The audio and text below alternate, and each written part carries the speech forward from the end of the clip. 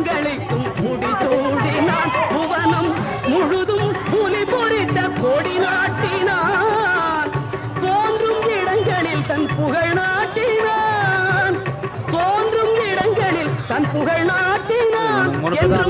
சோழர் பரம்பரைக்கு வழிகாட்டினான் சோழர் பரம்பரைக்கு வழிகாட்டினான் சோழர் வழிகாட்டினான்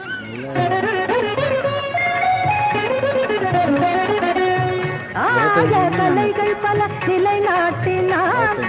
தமிழாயும் அறிஞருக்கு சபை கூட்டினான் கன்னி தமிழாயும் அறிஞருக்கு சபை கூட்டினான்